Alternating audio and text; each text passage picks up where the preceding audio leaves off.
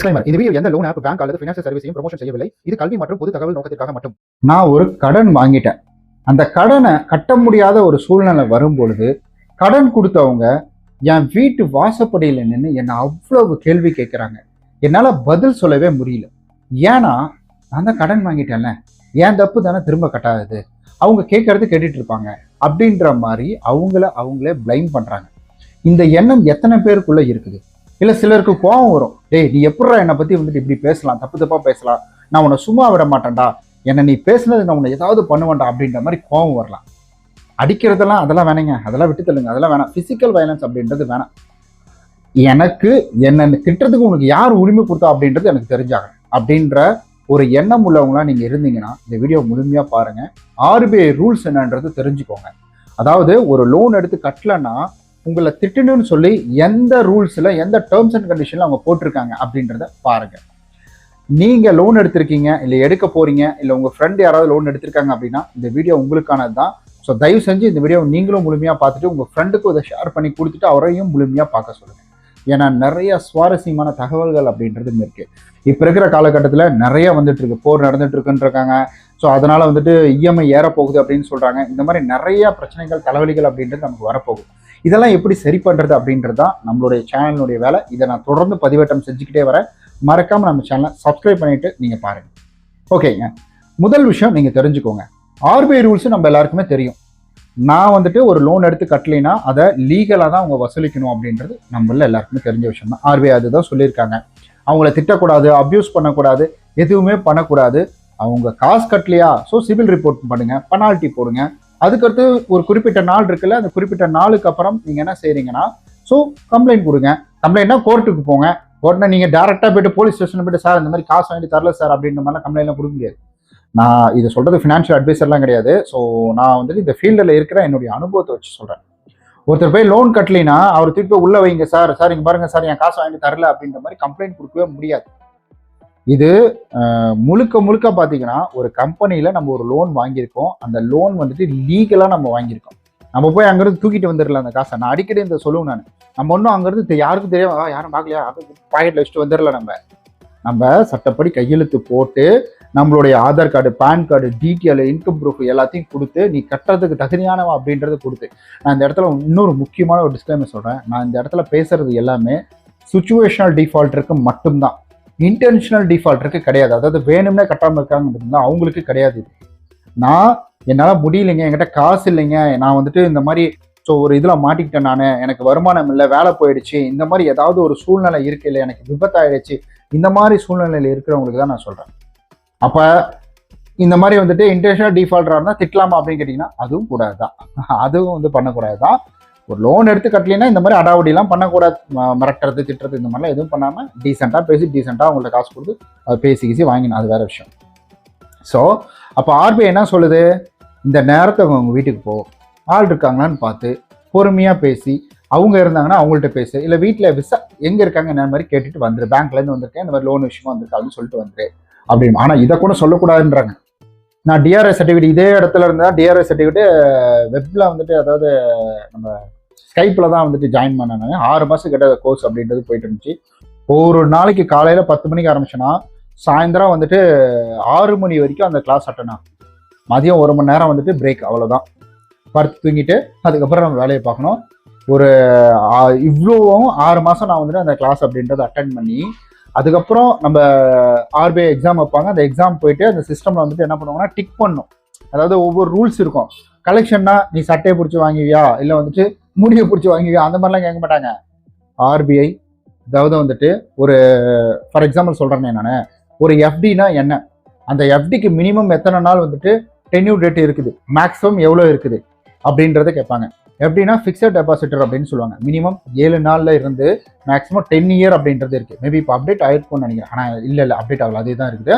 So இந்த மாதிரி bank எப்போ ஓப்பன் பண்ணாங்க, ஒரு சலான் எப்படி ஃபில் பண்ணுறது, பேங்க்னுடைய நாம்ஸ் என்ன, பேங்க் எதுக்காக உருவாக்கப்பட்டது அப்படின்ற மாதிரி ஒன்று சொல்லி கொடுப்பாங்க. அதாவது வந்துட்டு கலெக்ஷன் கிடையாதுங்க, மக்களுக்கு இதை பற்றி புரிய வைக்கணும். காசு வாங்கிட்டு வர்ற வேலை யார் வேணால் செய்யலாம். ஆனால் நம்ம இந்த மாதிரி படித்து ஒரு எக்ஸாம்பிள் DRI சர்டிஃபிகேட்டை நான் வச்சுருக்கேன் நான். ஸோ அந்த சர்டிஃபிகேட் வச்சுருந்து நம்ம வந்து ஒருத்தர் கலெக்ஷன் போகிறது தான் இது. ஆர்பிஐ அந்த இடத்துல கூட நீ காசு எப்படி வாங்குவோன்னு சொல்ல மாட்டாங்க. அதாவது கஸ்டமர் எப்படி நீ வந்து பேசணும், என்ன மாதிரி பேசணும், அவர் எப்படி பொலைட்டா நடந்துக்கணும், அவர் எந்த டைம்ல அவரை போய் அப்ரோச் பண்ணணும் அப்படின்ற மாதிரி சொல்லுவாங்க. ஸோ இப்படிதான் அவர் எக்ஸாம் அப்படின்றதெல்லாம் எழுதிட்டு நாங்கள் இதுல இருந்து வந்து போறோம்.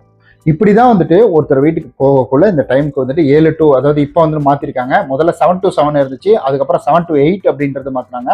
இப்போ வந்துட்டு 8 to 7 அப்படின்றது மாத்திட்டாங்க. காலையில 8 மணி, ஈவினிங் பார்த்தீங்கன்னா 7 மணி, இதுக்குள்ள, அதாவது 8 மணிக்கு மேல 7 மணிக்குள்ளதான் ஒரு விசிட்டிங்கா இருக்கட்டும், கால் பேசுறதா இருக்கட்டும் போகணும். அவங்களே வர சொன்னாலும் நம்ம போகக்கூடாது. ஏன்னா மேபி வர வச்சுட்டு ஏமா இங்க பாருங்க இந்த டைம்ல காசு வாங்க வந்திருக்காங்கன்னு சொல்லிட்டாங்கன்னா, ஆனா கால் ரெக்கார்ட்லாம் இருக்கும், அதெல்லாம் பிடிச்சவங்க, நமக்கு தான் தேவையில்லாத தலைவலி இந்த மாதிரி. அப்போ ஆர்பிஐ சொல்றது ஒருத்தரை திட்டக்கூடாது. அதே போல இன்னொருத்தவங்களும் யோசிப்பாங்க. அதாவது நான் ஒரு கலெக்ஷன் பர்சன் என் வீட்டுக்கு வந்து சாரி வேணாங்க பேர்லாம் சொல்லுவாங்க, ஏதோ ஒரு அப்ளிகேஷன், அந்த அப்ளிகேஷன்ல வந்துட்டு அது கிடையாது, நான் இப்போ கிசன் சொல்லலாம், அது கிடையாது, அந்த அப்ளிகேஷன் கிடையாது, வேற அப்ளிகேஷன் இது. அந்த அப்ளிகேஷன் எனக்கு வராங்க. என்னை வந்துட்டு வீட்டு வாசப்பல்ல நின்றுட்டு இருக்கிறேன். சார் வெளில வாங்க சார், என்ன அப்படியே நின்றுட்டே இருக்கிறீங்க நீங்க, வெளில வாங்க அப்படின்னு. சொல்லுங்க சார் என்னாச்சு அப்படின்னா, லாக்டவுன் போட்டால் ஃபர்ஸ்ட் டைம்ல எனக்கு அப்போ வந்துட்டு ரொம்ப ஃபினான்ஷியல் டைட் ஆனிச்சு. அப்போ வெளில வந்ததுக்கப்புறம் என்ன காசு தராமல் நீங்கள் பாட்டுக்கு என்ன ஃபோன் அடிச்சா எடுக்க மாட்டேன்றீங்க, நாங்கள் என்ன உங்கள் வீட்டுக்கு நான் அலைஞ்சிட்டு இருக்கணுமா அப்படின்னு. அப்போ தான் நான் வேறு எக்ஸாம்பிளாக எழுதி ஃப்ரெஷ்ஷாக இருக்கிறதால, அப்போ நான் அதுக்கு முன்னாடியே எழுதிட்டேன். ஸோ அந்த டைம் தானே எல்லாமே ஒரு 2 வருஷம் 3 வருஷம் கேப் தானே, அந்த டைமில் வந்துட்டு எழுதிட்டேன் நான்.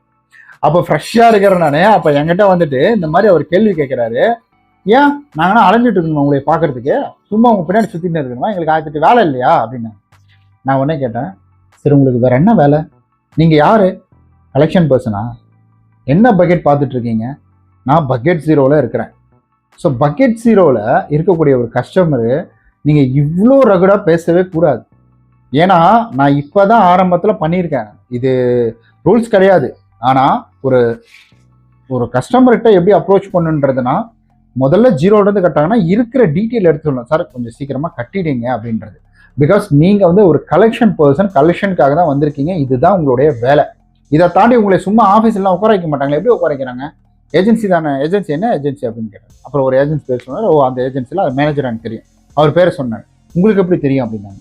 எப்பா இந்த ஃபீல்டுக்கு வர்றதுக்கு முன்னாடி அவர் தான் எனக்கு பாஸ், இந்த ஃபீல்டுக்கு வர்றதுக்கு முன்னாடி கொஞ்சம் அந்த எக்ஸாம்லாம் எழுதுறதுக்கு முன்னாடி வந்துட்டு அவர் தான் எனக்கு பாஸ் அப்படின்னு சொல்லி நான் அவர்கிட்ட பேசணுங்க. அப்படி பேசினோடனே வந்துட்டு இல்லை சார் அப்புறம் நீங்களே கட்டாமல் இருந்தேன் அப்படின்னு. வாஸ்தவம் தான், கட்ட முடியாது. நான் வந்து அதை தான் சொல்கிறேன்ல, வந்தீங்க அந்த கஸ்டமர்கிட்ட என்ன கேட்டீங்க, ஒன்றுமே கேட்கல, என்ன உள்ளே நிற்கிற வெளிலவா அப்படின்றீங்க, என்ன வெளில வந்தால் நான் அடிச்சிருவீங்களா, என்ன பேச்சு பேசுறீங்க, இப்படி பேசுறீங்கன்னா கட்டுறவங்க கூட கட்ட மாட்டாங்க. முதல்ல வந்துட்டு உங்க டீம் லீடர் கால் பண்ணுங்கன்னு சொல்லி டீம் லீடர் கால் பண்ணி அப்புறம் அங்கே பேசி அதுக்கப்புறம் அவர் மேனேஜர்கிட்ட பேசி அப்புறம் சொன்னேன், சார் இந்த மாதிரி என்ன சார் சொல்லி கொடுத்துட்டு இருக்கீங்க, வந்த உடனே எடுத்தோடனே வெளிலவா, என்ன வீட்டு வாசலில் நிற்கிறான்னு கேட்குறாங்க, வீட்டு வாசல் நிற்கிற வெள்ளவா அப்படின்ற மாதிரி கேட்குறாங்க. வாடா போடாலாம் பேசலாம், வெள்ளவா அப்படின்ற மாதிரி பேசுறாங்க. ஸோ இந்த மாதிரி ஒருமையில் பேசுறாங்க, என்ன சார் இது அப்படின்னு சொன்னாங்க. அப்புறமேட்டுக்கு வந்துட்டு எதுவும் சொல்லல அவர் வந்துட்டு அவன்கிட்ட போன கூட அப்படின்ட்டு அவர் திட்டிட்டு நான் வந்து சொன்னேன், சார் ஒரு 2 நாள் தான் நானே கட்டிடுவேன் சார், வரவேணான்னு சொல்லுங்க, வரதான் தான் வரட்டும், அவருக்கு வேற வேலை இருக்குன்றாரு. அப்புறம் அவர் ஃபோன்லேயே திட்டாரு, அவனுக்கு என்ன கொடுக்குற வேலை இருக்குது, அவனுக்கு இதுதான் வேலைப்பா, ஃபோன் அடிச்சு அக்கௌண்ட்ல போட முடிஞ்சா போடு, அப்படி போட முடியல சொல்லி தயவு வந்து வாங்கிட்டு வந்துருவான் அப்படின்ற மாதிரி சொன்னார். நீ எதுவும் இது பண்ணிக்காத, வீட்டில் கூட கொடுத்துட்டு போயிருப்பா, வாங்கிப்பாங்க. நானும் கட்டிட்டேன், அது வேற.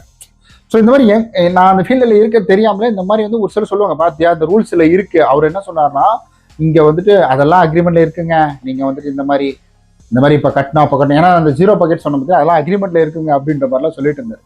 ஸோ அதான் சொல்கிறேன், இந்த மாதிரிலாம் சொல்லுவாங்க, சார் நீ காசு வாங்கியிருக்க, நான் கேள்வி கேட்பேன், நீ பதில் சொல்லணும் அப்படின்பாங்க. அதனால தான் சொல்கிறேன்.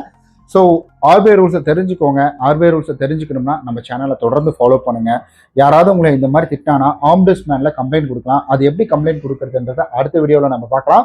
ஸோ வேற ஏதாவது கேள்விகள் இருந்துச்சுன்னா கீழே மறக்காம கமெண்ட் பண்ணுங்க. ரொம்ப நன்றி.